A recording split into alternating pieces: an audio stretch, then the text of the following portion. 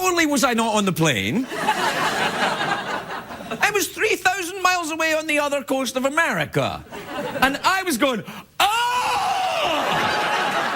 Can you imagine being on that plane today? And the skill of that pilot, good Lord.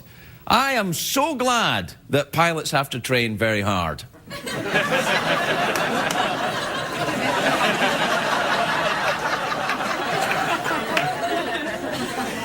That's all I'm saying. You know I've been taking flying lessons, right? Well, that's further on in the syllabus than I am at the moment. I am speechless. And it's so, I mean, so far as we know, fingers crossed, it looks like everybody got out okay, and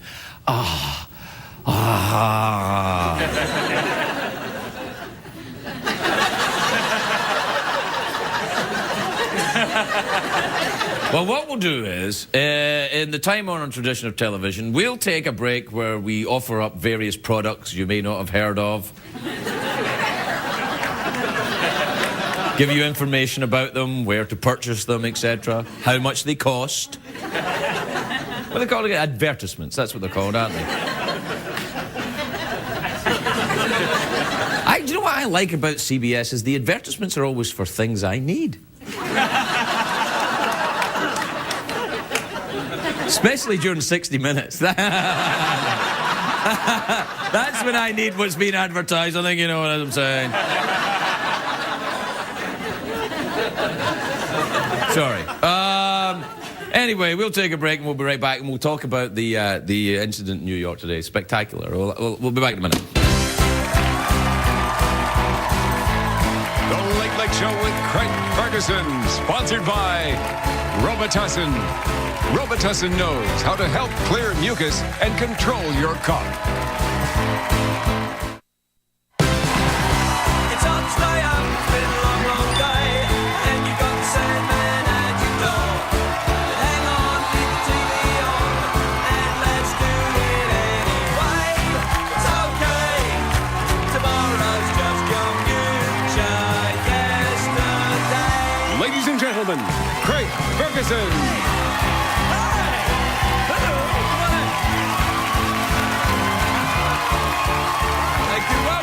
Los Angeles, California. Welcome to the Late Late Show. I am your host, Craig Ferguson. Thank you. Please sit down. Thank you. Yes. All right. Eyes front. Don't look at the professional warm-up comedian. He cannot help you now.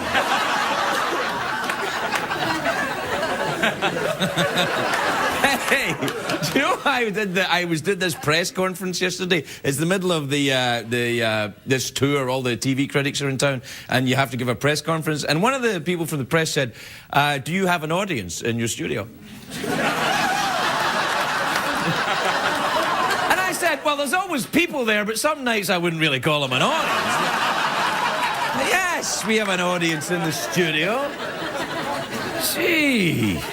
It's a great day for America, everybody. Actually, as you see that in New York, it's a great day for those 155 people on that U.S. Airways flight. Wow. Now, as far as we know so far, everyone's safe and accounted for. So, you know, that pilot made the emergency landing in the Hudson River. Do we have a picture of the landing there? Look at that, man. I know.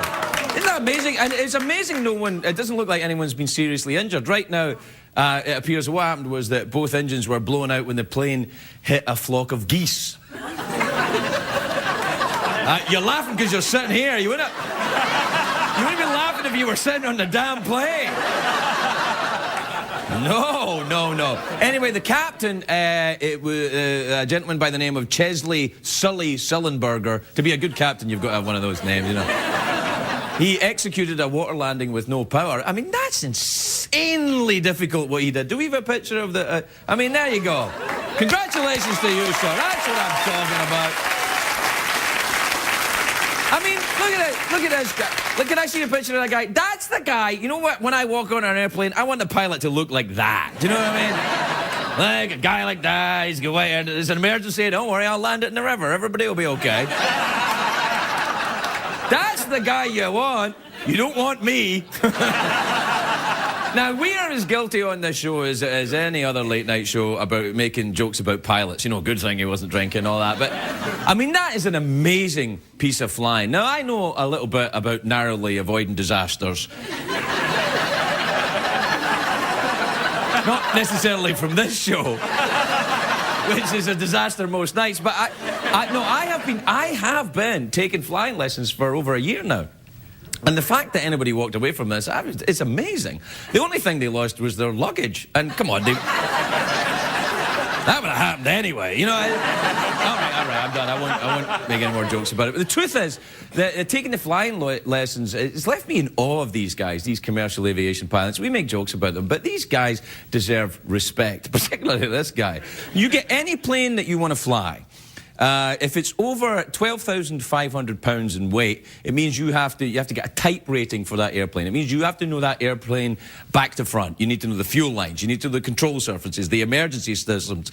You need to know how this thing... It's not like buying a car. It's not when you walk up to the car, they ask you one question, are you gay? Yes, there's your Miata. It's not like a car.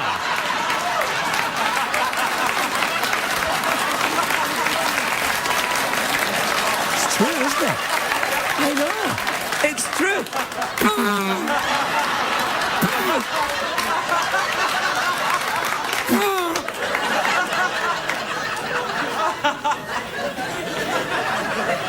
I tell you, you show me a straight person driving a Miata, I'll show you someone that isn't telling you the whole truth.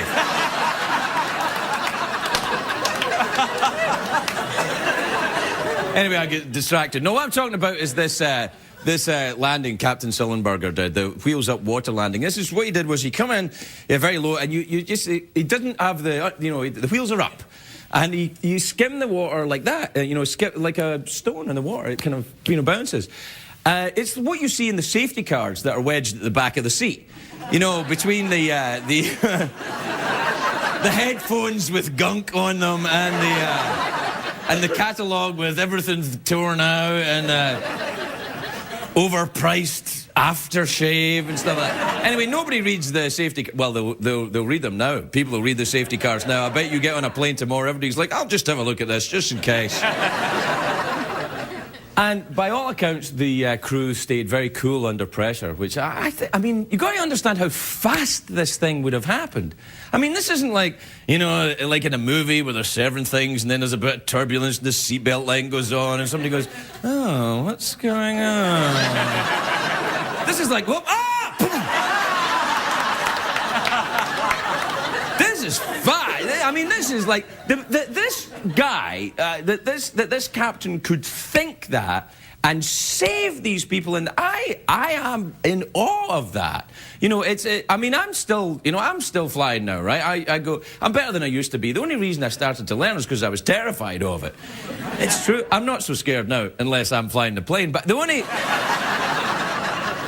I'm better than I used to be, but I still have to be reminded by my instructor that saying, you drive is not actually the correct protocol in the event of an emergency. You do it. And also what he calls light turbulence, I call a hair-raising dance with death.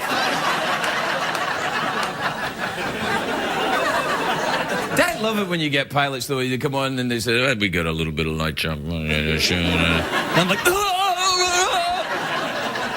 you know who got me into flying? Kurt Russell. Kurt Russell did. He was on this show, and I mentioned to him during the interview, I said, I'm afraid of flying. He said, and he's a big pilot, Kurt Russell. He said, you're not afraid of flying, you're just a control freak. Take flying lessons, he said. Now, when Snake Plissken from Escape from New York tells you to do something, you better do it. So I did. I took flying lessons. I can still remember the first time I went solo in an airplane. It was before I took flying lessons.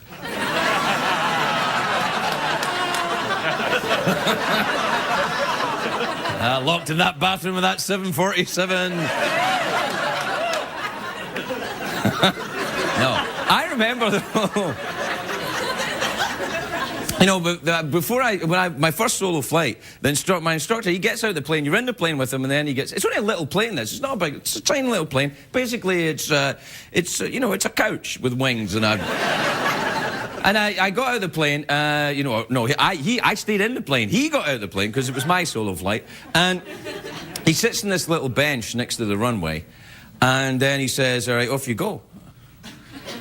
I'm like, well, where are you going? He said, I'll watch from here. I'm like, all right. So, you know, I did it. I go around. 3 times you have to do it. For the first time you solo in an airplane, that's you have to do 3 times, 3 takeoffs, 3 landings. And the first 2 were fine. And then on the third one, I'm taxiing back to take off again. And I see my instructor at the desk, at the bench, and he's going. I'm like. So I went. To him, I thought it was some kind of, you know, tradition or something.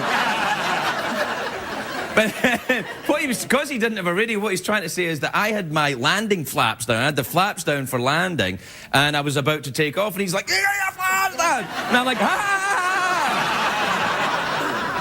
And then just in time, I went, "Oh," and I put them in, and here I am. Anyway, all I'm saying is this today. Sully, what was this? Sullivan?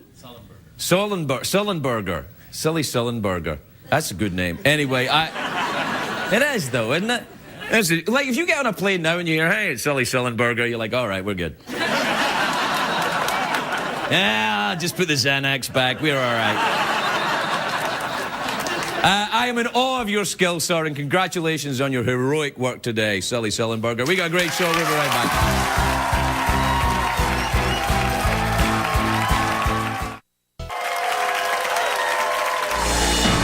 It's the return of Michael Caine in space. Do you know, they wanted the volunteers for the first manned probe of Uranus.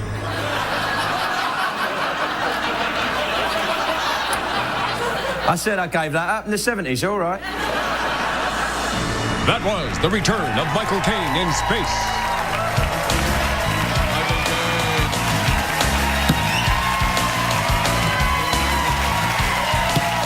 Welcome back, everybody. Welcome back. Very nice to see you again. All right, I can't really see you. Actually, I can.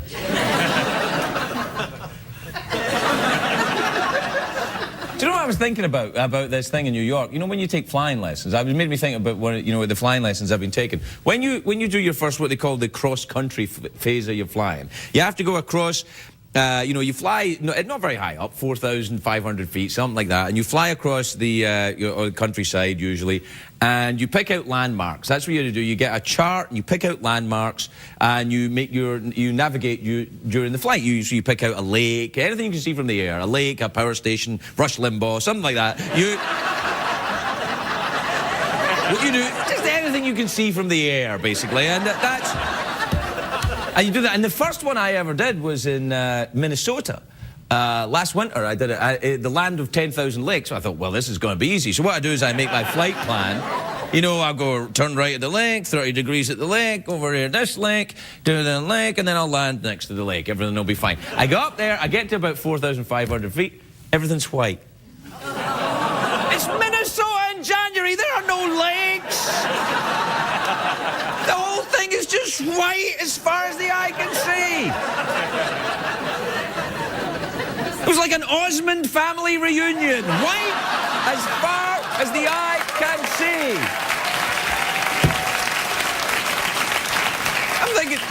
I'm thinking, what am I going to do? Luckily, I had a professional next to me. Not a flight instructor, a hooker, but she was local.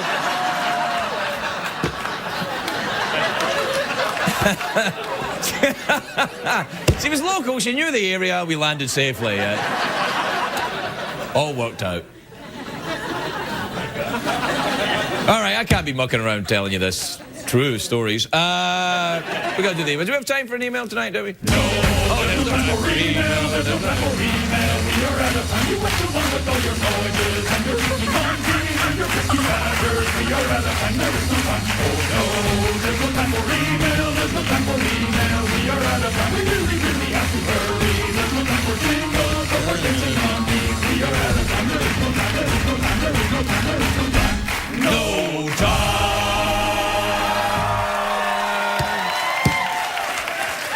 Well, apparently we have no time for emails.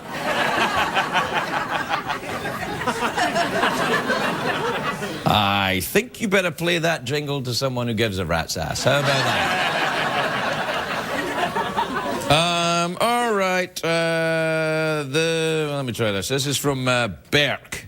Berk in Blue Point. Where's Blue Point? Is that Michigan? Blue Point? Sounds like it'd be in Michigan, doesn't it? Blue Point, Michigan. So no, he didn't give his state. Maybe it's not even in America. Sometimes people watch this show on the interconnecting websites and they...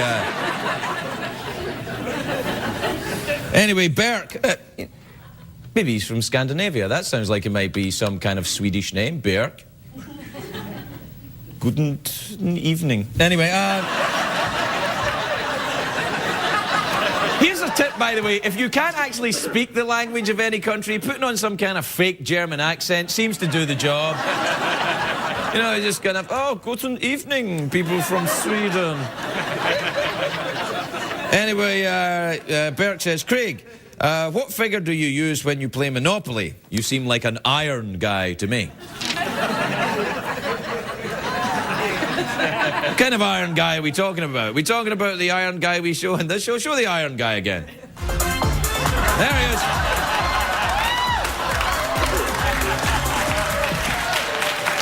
Yeah. I guess in many ways I am an iron guy. This is from Francis in Rutherford, New Jersey. Francis says, Dear Craig, you've just witnessed firsthand the electing of an American president. What is the political process like in Scotland? It's very similar, many ways. You know, everybody gathers around who wants to be president. And then you know, everybody starts drinking and whoever's left standing gets to run the country for a while.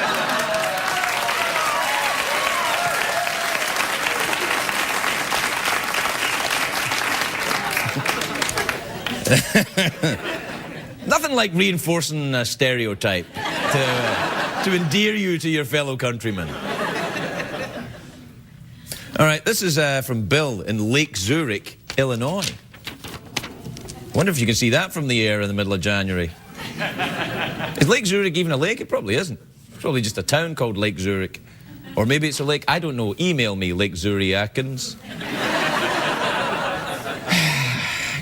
Dear Craig, says Bill, my daughter is studying opera in Austria. Oh, pardon me.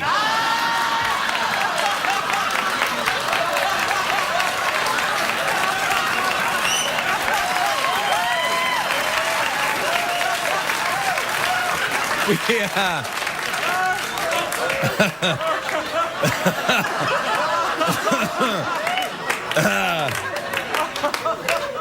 We can cut that out. Bill from Lake Zurich says, my daughter is studying opera in Austria. Really, Bill? That's interesting. Bill said, do you run your shows there? We always watch them together. Well, you'll need to get her back from Austria, because we don't run in Austria. We're unless you're on the interconnecting websites. Do they have them in Austria? Of course they have them in Austria. They have and also, if you can't speak Austrian, if you just talk like this, they will understand. Good evening, people in Austria, which is in no way connected with Germany.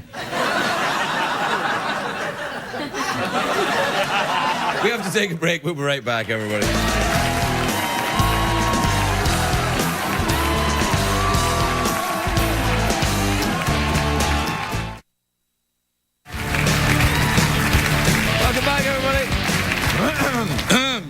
Excuse me, it's a bit dry here in California.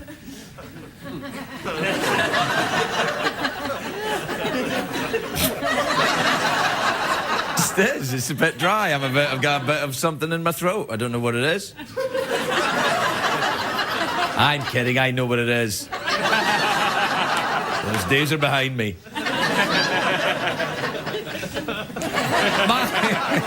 My first guest tonight is an actress, she's a comedian. She stars in The New Adventures of Old Christine, which is Wednesdays at 8 p.m. on CBS, my favourite network. Take a look at this. Hey, jackass, you cut us and now the movie sold out. I don't know, some old lady. Yeah, he's got to call you back. I'm sorry, I just need to explain to you that it's not polite to cut into a line, and there's sort of a social contract that we all must abide by in order to maintain a polite society. What does that mean? It means that you're going to give my friend your ticket, so this old lady's going to be waiting for your ass in the parking lot. The lovely Wanda Sykes, everybody.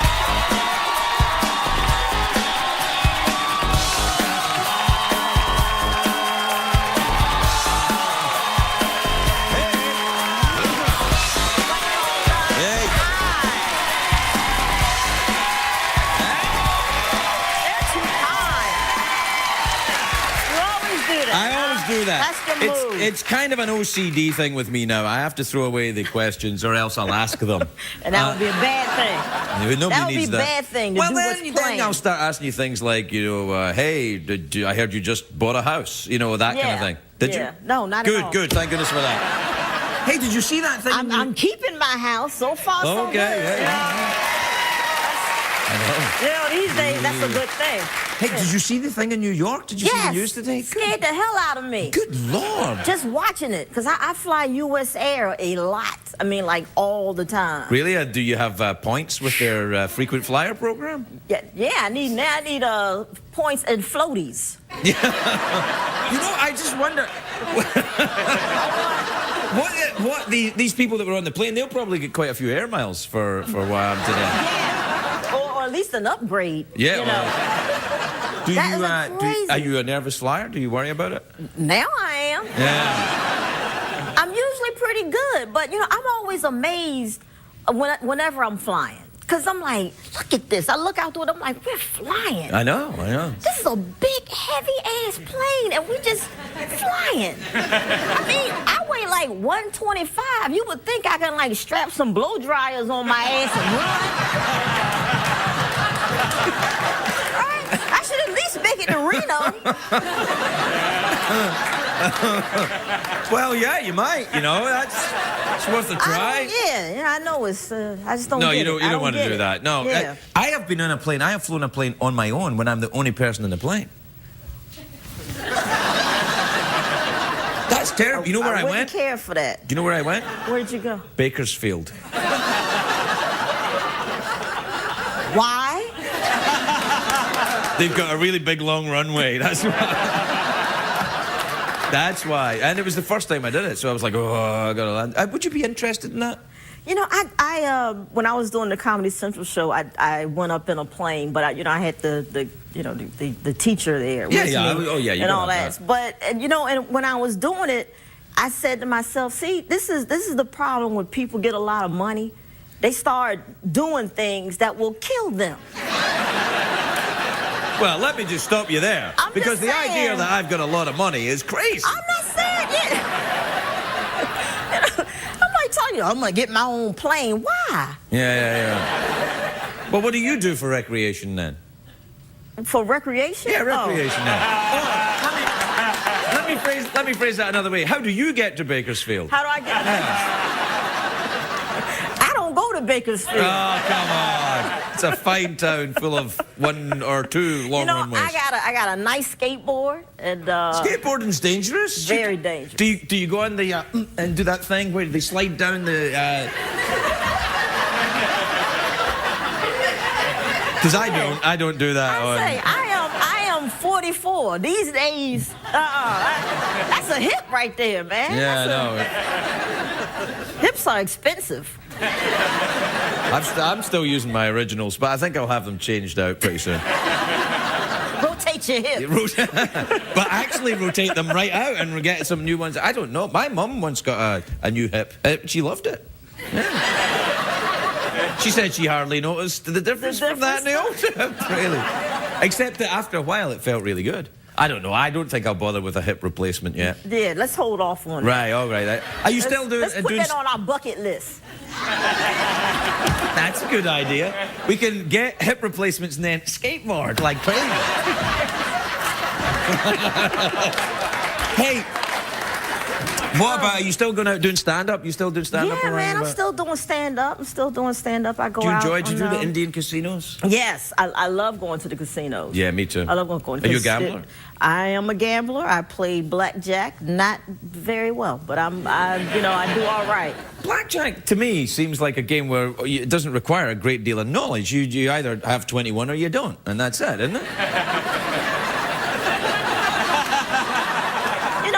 Take all the fun out of it. I'm not trying to take the fun out of it. I'm just saying that it does seem to me like, there's a finite learning curve with blackjack. Yes, but it's all about where the position is, where you're sitting. It's all about what the dealer has. Are you one of these people that get angry at perhaps maybe a foreign gentleman comes down? Oh, yes. Who would sit next to you, who doesn't really know how to play, and then suddenly you're angry at him? Yes. When I'm winning, and then someone enters in the middle of a shoe, and they, and then they split in tens. What does that mean then, split in tens? Okay, don't play. Don't play. No, I don't gamble. I don't gamble. I'm from Scotland. Okay. All right. We're cautious with money. What happens is that if you say to me, give me your money, and or somebody says to me, give me your money, and I might give you some back. It might be more, or I might just keep it. I'm like, no. There's no excitement in that for me. That's just stupid. I don't get that. So they should just close Vegas up. Just close it up, people. It's over. It's over. I think they did. It's bad. Have you been recently? Not recently, but yeah. It's slow. They closed it all down, turned all the lights off, covers over everything. They're going to wait until the money comes back. It can only be days until the casinos ask for a bailout. Right. I thought they would have been in front of the porn industry. The porn industry. Well, yes, that's right. Do you watch a lot of porn? Are you a big fan of porn? I'm not a big fan of the porn. Right? Not a big fan of the porn. I like light porn. What, thin people having sex or no? Yes. Yeah. Yes.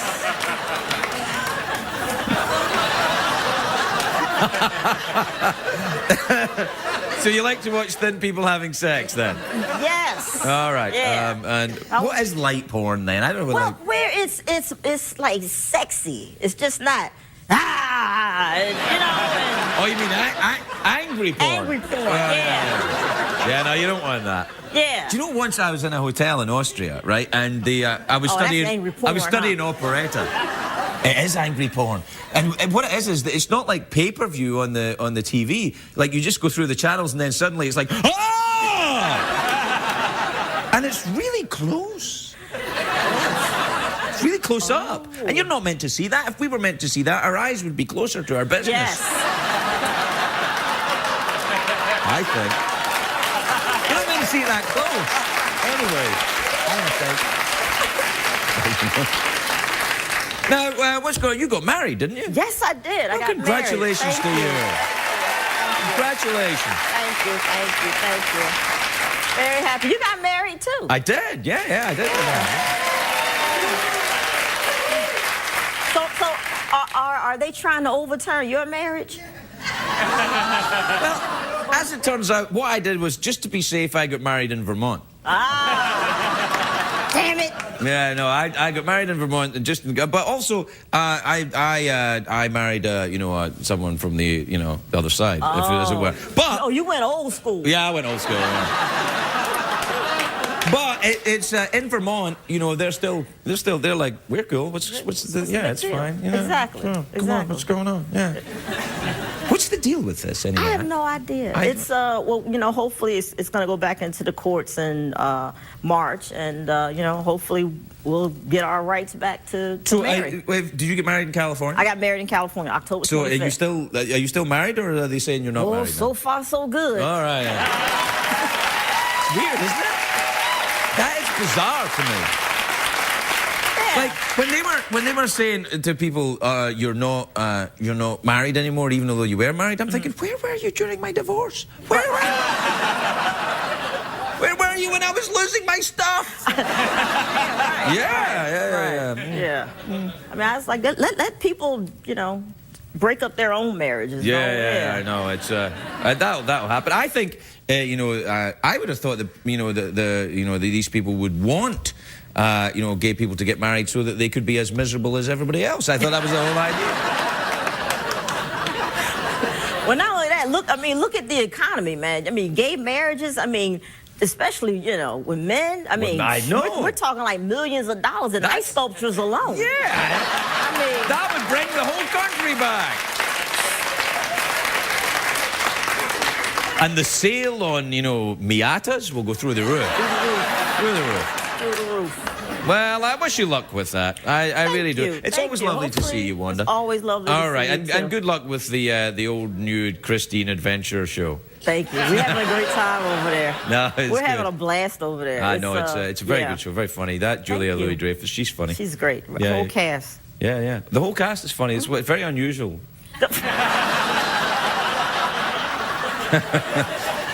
You know, that CSI, it's a big hit, but it's not funny. I don't know what's going on with that thing. And they keep it on. They keep it on. I'm watching it. I'm like, this is not funny at all. These people are getting hurt.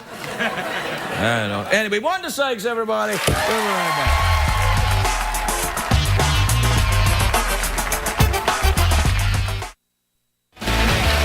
Welcome back, everybody. Welcome back. Welcome back, everybody. Now, usually, of course, you know this, I introduce the musical acts on the show. It's my job. But tonight's guest is so special that I have asked my dear, dear friend, William Shatner, to help me out. Mr. Shatner. Thanks, Greg. Some people say rock and roll is dead. They say it's all been done, that every power chord, every smashed guitar, every nubile groupie covered in deli meat is merely a hollow attempt to recreate the days when rock lived, when rock mattered, when rock rocked. Well, I say to hell with those people. They don't know that I have my assistant download the hottest new music, and then I have my other assistant listen to it and tell me if I like it. And then I have my assistants wrestle because they're chicks and I'm into that.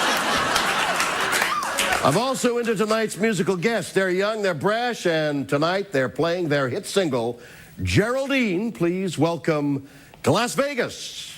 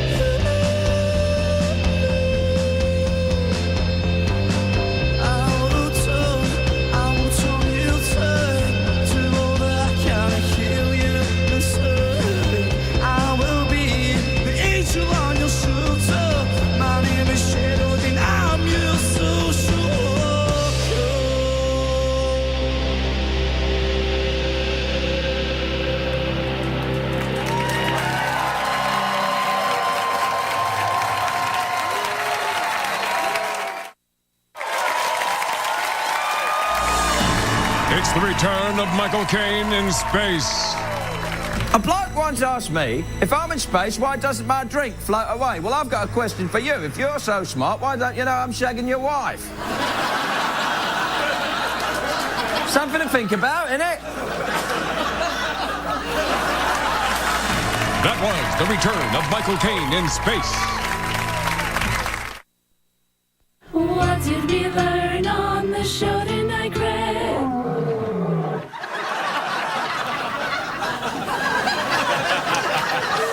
I'm taking that cat to the vet this weekend. That's it. Something wrong with that cat. Cat shouldn't make a noise like that. Be awesome if you could get a cat to make a noise like that. Like if you had a cat that could make any noise that you wanted, like some kind of magical cat that could, you know, impersonate any sound, wouldn't that be awesome?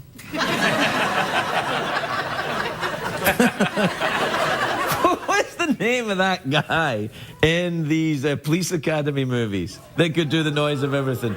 Michael Winslow.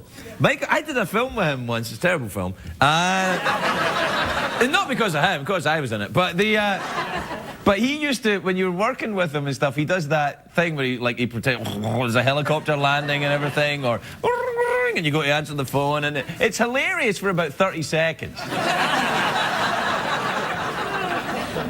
You know, like, knock it off, Michael, all right? It's not funny anymore. Oh, okay. There always seems to be a helicopter landing somewhere. Oh, and by the way, what we learned tonight also is that if you can't speak a language in a foreign country, then the best thing to do, and the people of the foreign country really appreciate this, if you just speak with a sort of German accent like this. Nothing will endear you to the population more than saying, well, it's nice to be in your country. We also learned that American pilots are still the best in the world, and that Captain Sully Sullenberger saved the lives of 150-ish people on that airplane today, and I am in awe of the courage and quick thinking of that flight crew. Congratulations again to you, and congratulations, and I hope everything works out soon for the folks that were on that plane. It must have been a bit of a heavy day today. So our thoughts to you, and we'll see you tomorrow. Good night, everybody.